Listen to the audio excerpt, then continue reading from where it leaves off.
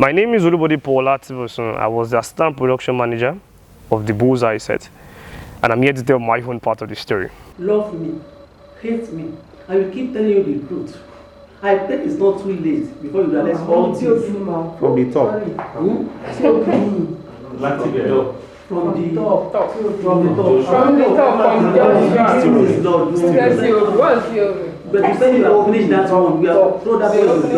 My name is Adeson Oluseun. I'm from Ogun State, Nigeria. I studied elect-to-elect in Obafemi Awolowo University. I'm still a young guy, a freelance ICT guy, basically. Okay, I'm married. My name is Adisati Mzokwe Abel, also known in some circles as Superflow, also known as Kenimix, and I'm the CEO of Amplified World Productions. I also happened to be privileged to work on this movie set as the sound man and on the audio post-production. We're going to hunt them now and make sure that no night howler lives to see tomorrow. Sorry. Is that my code? See, how I got the role to be the assistant production manager is quite unique because Aina Tosin, my own personal friend, was the production manager, and he just made it known I was looking for someone that was going to assist him on the set. I've always been interested in making movies, bringing movies to life, bringing ideas, a script, a story, bringing it to life in such a way that people can connect and relate with it. And this script was unique in itself because the idea behind it is actually creating something world-class to preach the gospel. That was the idea, and I connected with that.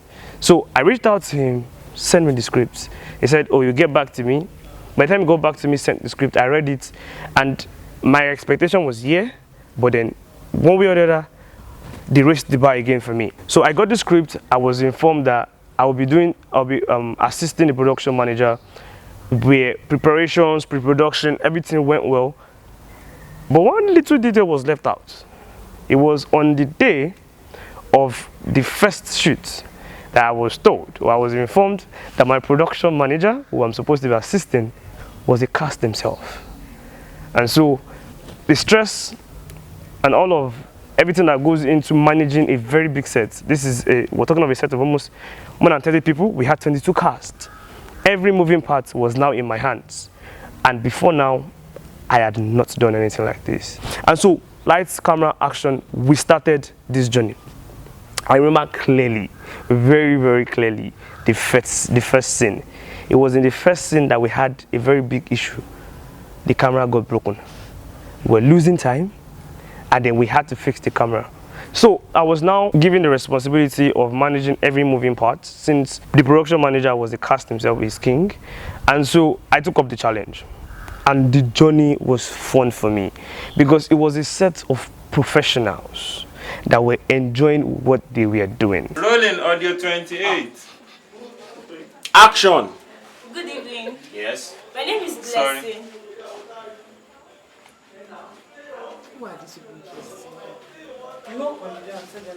No. Just let me show them. I like you. You have actually. Still rolling. Bro, we are shooting a movie here, man. Yeah, I think it was really good to have worked on the set of the Bullseye. I met quite a lot of people, young people who were driven by, I saw people who were driven by the same passion, the same goal. I wanted to also reach out to young people, youths like us. And so, I was excited to have worked on that set with a lot of young, vibrant people. When I heard the info that I would be part of the cast for the movie, I was shocked. I'm like, oh, because this will be the very first time I will be on a cast. I've never been on the scene before, and having this feeling of I'll be on TV and I'll be watched all over the world was kind of fearing. And I was given the script. I went through the script, and I was really impressed at the brilliance and the write-up. And I was really happy that I'll be part of the cast in the movie. Picking up my role was quite challenging because I was to be like a bad guy, and I've been in quote the good guy. So I need to behave like a cultist holding the gun. I need to give the gun expressions. I need to do this and that, and and we were being taught how to do it on set. And it was really challenging having to learn how to fold the gun. I was shot in the head and I had to just give the expressions. It wasn't easy, but it was fun. We had a lot of fun in the bush. We were in the bush. I remember we were in the bush. We had a lot of bats moving around, and we were being careful of bat poo. At the same time, we need to give a very good and perfect scene on the shoot. It was interesting. I've always been a ministry person, someone who is driven by ministry and enterprise. So when my brother Ifeolu Atishe called me to be part of this project, I was highly honored and felt privileged to be part of it. So it was more like a no-brainer for me, and also based on the relationship I've had with the director. The movie itself was very impactful because I studied through the movie writings, and I was really much impacted, and I knew that this movie would be a very good movie that will impact a lot of youths in Nigeria and beyond because of the moral teachings in the movie. The set was fun, it was professional, and everybody played their own role in bringing this message world class. Everybody played their own role from every single person that was on set. One of the most beautiful moments on the set for me was actually one of the most down moments on the set. So it was a 24-hour shoot in the sense of we were actually supposed to shoot all through the night, and we did just that. Only for us to discover that there was an issue, and the DOP who was insisted on bringing his dream to life, he was very insistent. We had to rethink a shoot that was supposed to happen by 6 p.m. was now to happen by 9 a.m. or 6 a.m. sorry. It was supposed to happen by 6 a.m. But everyone's spirit was down because we were shot through the night. I'm talking, this was happening at 4 a.m. We're trying to decide, do we just accept what we have? Or do we actually strive for perfection like we determined to at the beginning? This was 4 a.m. Everybody's spirit was down. The DOP himself had his head down. And I went to meet him. I said, "Okay, we promised to do something world class. We promised to preach the gospel in a way that no one else would. And that's exactly what we do." I do not know the magic that was in that word, but everybody's energy went up. Funny enough, by the time they were about to shoot, this was the pursuit scene, and it was happening right in a garden that we had so many trees. Early in the morning, 6 a.m., we do not know what is crawling. I had to sleep off because I had to walk all through the night, and I woke up right in the middle of the pursuit scene.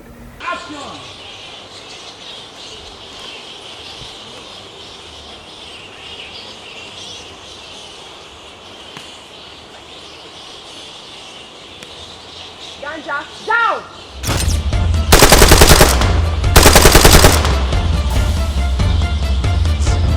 Sniper, down!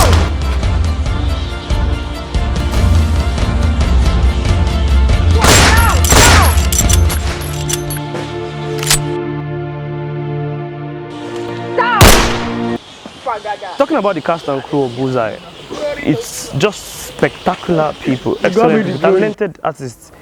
Every single person on that set was talented. I remember clearly when I was, there were a lot of fightings, wounds, and then I was not there, but walking into the scene and seeing how, I wasn't there when it started, but I walked in on the makeup and then seeing how they actually made a real life wound from fufu.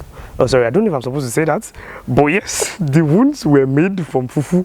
Looking at how they can make wounds real, or is it when the DOP knows a scene? I do not know how you know a scene is complete. He says, "No, you're not done. Let's go again." He had a dream. It was in his head. And we were living his dream. You could tell that, you can even tell when you've done it right. So he had a clear vision, and he was not going to go back on that vision. Multiple times of, "Oh, we're going to put this camera this way. Oh, sorry, pass this. Oh," or is it when we want to pour water on someone's face and it's like, "Pass me a glass." The most of genius ideas from just one person. So moving forward, we had all of the scenes shot. Most of them we did the scene that was supposed to. We did a scene that was supposed to be by 6 p.m. We did it by 9 a.m. and everybody was happy. Spirits were high. We had a wrap. Everybody was happy. 2 months later, the DOP called me. Said, "Mr. Bosun, we need to shoot some scenes." I said, "Sir, we've shot some scenes, we're done. But because of the perfection we're trying to bring out, we were trying to tell the message in no way anyone else has. We had an issue, we had to reshoot. This was in lockdown. The moment the federal government gave the flag off, we all found ourselves and brought ourselves back to the location, and we're ready to shoot the next set of scenes. But we had an issue. Locations, locations, locations. We're supposed to shoot a scene in the midnight. That's the opening scene where Josh was tied to his back, you know, and there was the exchange between police and the other gang member. It was supposed to be shot in the thick of the night. Location did not allow us. We didn't have the luxury of location and time. And so we had to shoot a midnight scene at 10 a.m. in the morning. In fact, by the time it was call time, it was already 12 noon. A midnight scene. That opening scene that you see, thick of the night, crickets chirping, was shot at 12 noon.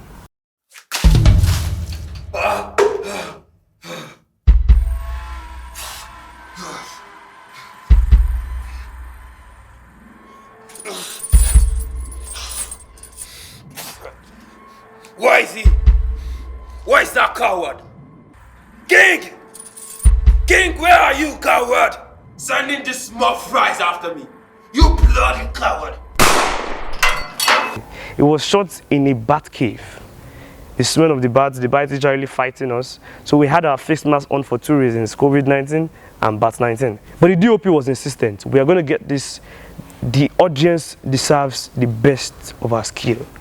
And that is exactly what you saw. And for me, the best moment on set has got to be when we shot on the ground. I mean, I felt a lot of energy from the actors and actresses. I mean, there was synergy even between the production team and the actors. And for me, that was my best point. Okay, reminds me of our young days of Jackie Chan and the thing, and we had a memory of wanting to do gymnastics and the likes, but I had no prior experience on set gymnastics and the like. So we were being taught on the go. We were to go on set for about 5 minutes, and we were being taught how to do it, and we're going to do it right now. Like, action! Wow! It was challenging, but we had to learn because we had professionals around. They taught us the moves. They told us what to pay attention to and how to do it. And interestingly, in less than 5 minutes, we did something beautiful. Obviously, praises to the professionals at hand. We came out with these guys were bad. I had to plait my hair. And I was like, wow. I saw my picture, I was like, wow, I'm really a bad guy.